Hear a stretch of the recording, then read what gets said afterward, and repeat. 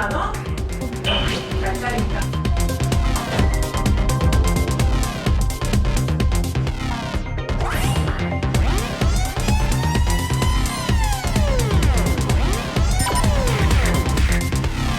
안녕하세요. 네, 안녕하세요. 네. 요번에 부산 아트페어가 매우 성황리에 잘 마쳤다고 하는데요. 어느 정도 관람객이 왔고요. 또 현장의 분위기가 어땠는지 좀 전해 주시죠. 4일간 아트부산이 열렸는데 8만 명 이상이 다녀갔고요.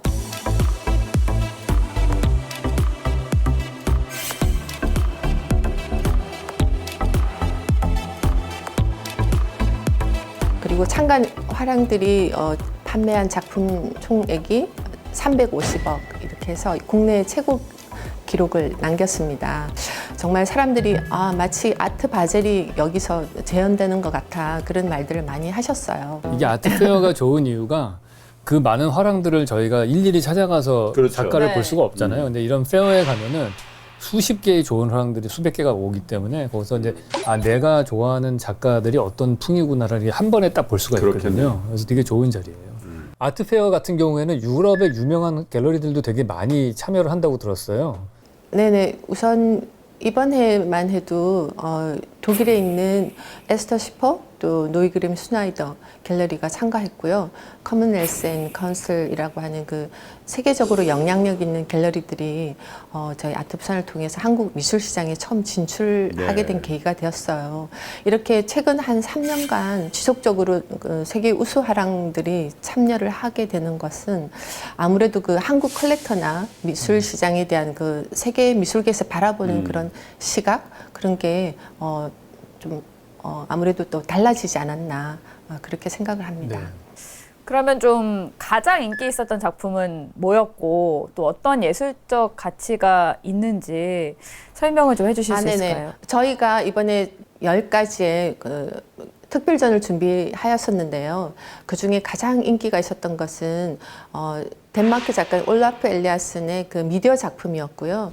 지붕을 안막으로 이렇게 설치하고 그 방으로 들어가게 되면 7가지 색상의 스포트라이트가 이렇게 나서 움직이는 거에 따라서 그 실루엣이 변하면서 네. 굉장히 경이로움을 느낄 수 있고 또 하나는 프랑스 필립 파레노의 그 물고기 풍선 작업이었어요. 물고기가 2m나 되는 그 알루미늄으로 만든 그 풍선인데 어린아이들이나 뭐 어른이나 할 것 없이 마치 커다란 어항 속에 들어가 있는 그런 느낌?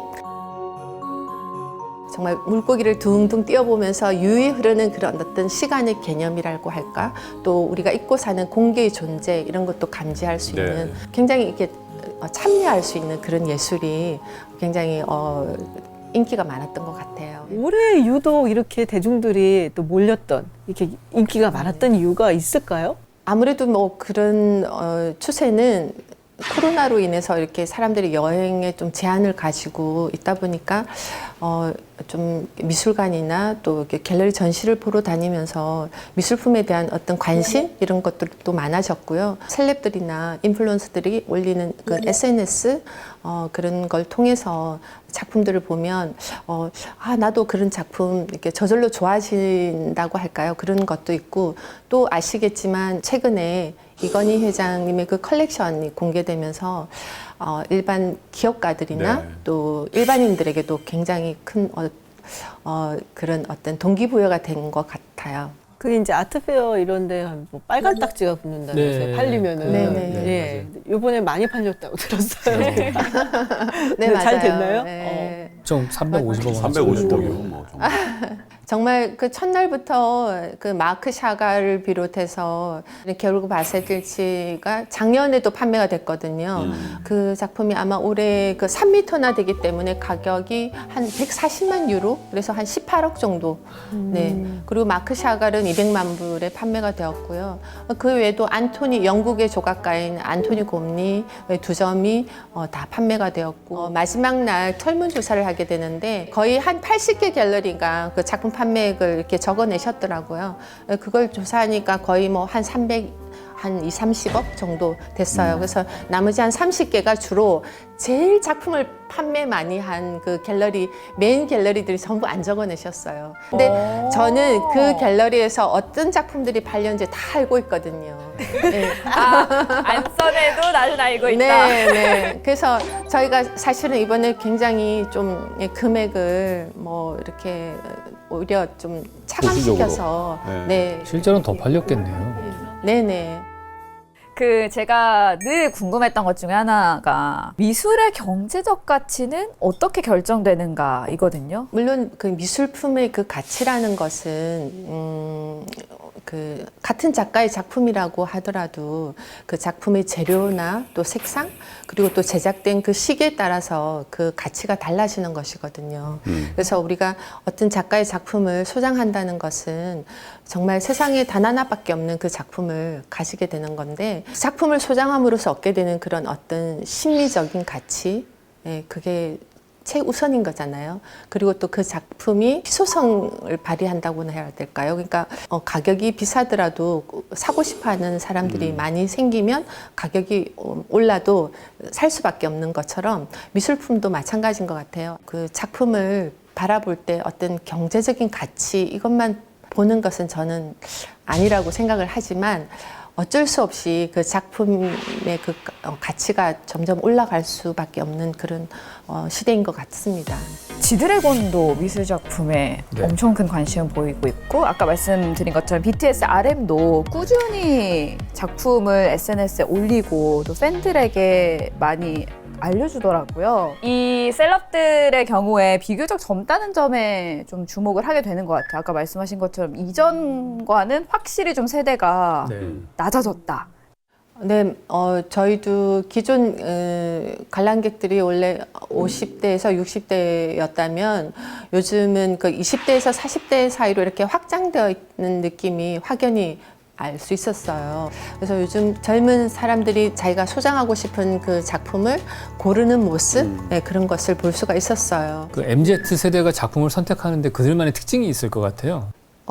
아무래도 그 기성세대들은 좀 안전하고 투자 가치가 있는 그런 작품을 선호하게 된다면 젊은 컬렉터층들은 뭔가 이렇게 좀 강렬한 그런 감동을 받는 그러니까 뭐 미디어 작품에도 이렇게 많이 좋아하고 예를 들면 올해 저희 아트부산에 그 스트리트 아트의 그 108점을 가져온 갤러리가 있었는데 그 작품들이 전부 다 솔드아웃 됐어요.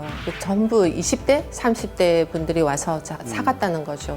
우리나라만의 일이 아니고 사실은 이제 굉장히 많은 국가들에서 일어나는 일인 것 같긴 해요. 2021년에 아트마켓 보고서라는 게 나왔는데 보니까 이제 밀레니얼 세대들, 이런 세대들 뭐 영국, 미국, 뭐 중국 뭐 이런 나라들에서 굉장히 이 예술 작품들을 많이 사려들였던 거예요. 그러니까 자기는 이제 부모 세대, 베이비 부모 세대보다 한 2배 이상. 사실 집도 너무 많이 올라 있고 주식도 너무 많이 올라 있고 뭐 금이라든지 이런 것도 다 많이 올라 있기 때문에 우리가 할 수 있는 투자가 뭔가 이런 것도 본 것 같고 근데 제가 듣기로는 2007년, 8년 그때도 되게 젊은 세대들이 많이 했대요. 그러다 금융위기가 온 네, 거예요. 그러다 금융위기가 와갖고 잘 안 되는데 지금하고 그때하고 다른 거는 지금의 젊은 세대들은 공부를 하고 온다는 거예요. 정말로 사야지 딱 마음 먹고서는 앞으로 발전 가능성이 있어 보이는 신진 작가들을 발굴하는 데도 굉장히 관심이 네, 맞아요. 많더라고요. 거기다가 이제 또 그림 하나도 n분의 1로 쪼개서 살 수 있게 돼 있으니까. 그러면은 그 n분의 1 투자라는 거잖아요. 어떻게 네. 보면은 그러면 수익을 어떻게 그러니까 나중에 팔 때 n분의 1로 나오는 거죠. 어떤 주체가 어떤 그림을 어떻게 보관하고 어떻게 또 부가가치를 창출하느냐에 따라서 수익률이 굉장히 많이 차이 날 거 아니겠습니까? 네, 그렇죠. 근데 그런 부분에 대해서도 조금 구분을 하면서 하실 필요성이 좀 있어 보이긴 해요. 네. 미술 시장에도 요즘에 그 NFT라고 해서 블록체인 기술을 이용해서 네, 맞아요. 새로운 기술을 그 가치를 만들어내는 것들이 막 생겨나잖아요. 근데 그게 그러면 지금 정말 믿고 해도 되는 단계인지. NFT는 어떻게 보면 그 블록체인이나 또 뭐 이 그 가상 현실이라는 것과 다 연결이 돼 있어서 미국에서는 굉장히 상업적으로 지금 부각이 되고 있거든요. 미술품도 미술품이고 또 예를 들면 NFT가 미국에서 지금 제일 활발하게 거래되는 게 미국 그 NBA 있잖아요. NBA 농구 그 유명한 그 슛 장면이라는 이런 것들을 그러니까 non-fungible 토큰이거든요. 그러니까 이게 복제 불가능한 그런 거거든요. 근데 그게 실제로 굉장히 거래가 많이 되고 일단 우리 시장에서도 그런 추세를 반영해서 시장은 좀 생길 것 같다는 느낌이 듭니다. 이번에 또 그 뱅크시의 작품을 원화를 불을 태워서 NFT로 이렇게 또 맞아요. 네, 경매에 나왔는데 그것도 거의 한화로 한 4억에 판매가 되었거든요.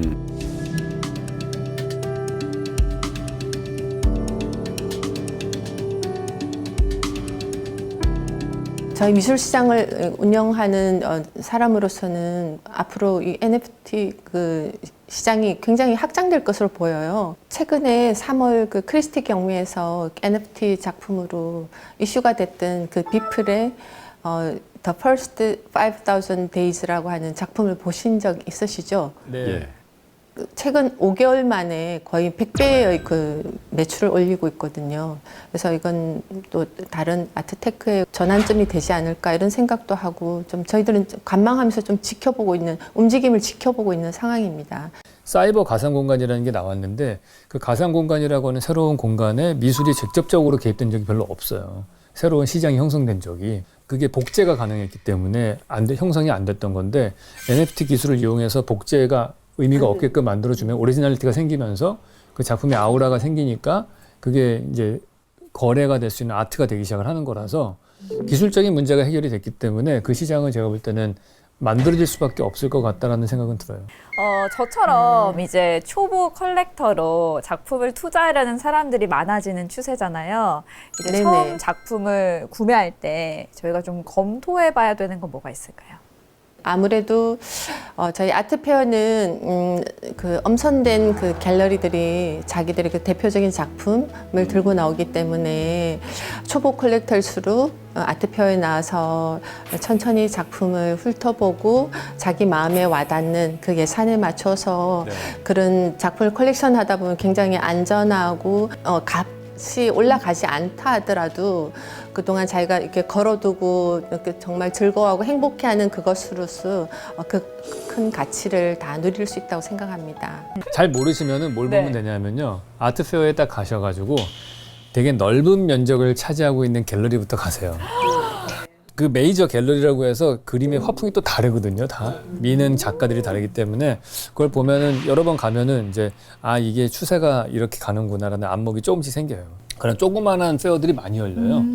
6월 달에만 하더라도 젊은 신진 작가들만 모아서 하는 페어가 있어요. 거기 가시면은 이게 작품들 가격도 되게 싸고 떠오르는 샛별들 이렇게 보실 수 있을 거예요. 젊은 작가들을. 최근에 뉴스에서 많이 접했던 기사잖아요. 핫했는데 이건희 컬렉션이 등장을 했습니다.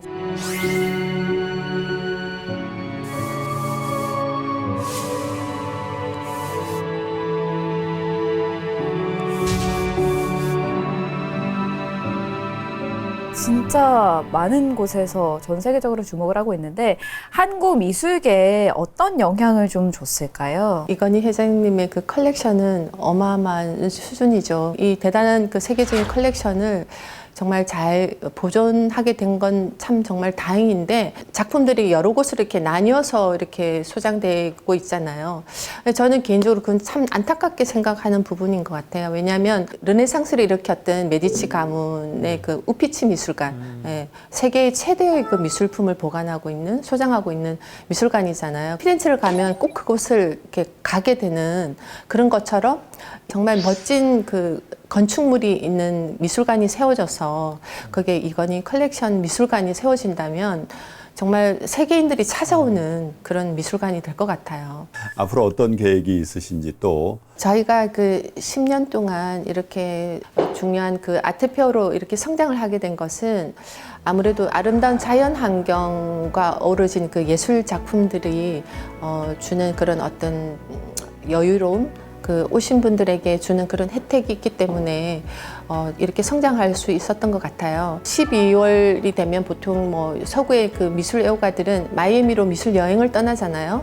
그래서 저희도 해마다 5월에 열리는 아트 부산에도 많은 미술 애호가들이 찾아오는 그래서 정말 미술 축제가 이루어지는 그런 아트 위크를 만들고 싶습니다. 내년에는 우리 넷이서 함께 꼭 가게. 네네 오십시오. 꼭 초대할 때 네, 시간 내서 와주십시오. 시간 내주셔서 감사합니다. 고맙습니다. 네, 네, 감사합니다. 감사합니다. 고맙습니다. 본인이 그림 보는 걸 좋아하고 그걸 소장하고 싶은 생각이 있으면 한 방법으로서 투자도 하는 거지. 남들이 한다니까 그건 아닌 것 같아요. 맞아요. 이렇게 그림들을 보러 다니는 게 나에 대해서 내가 어떤 사람인지를 찾는 그런 과정일 수도 있겠다라는 생각이 되게 많이 들어요.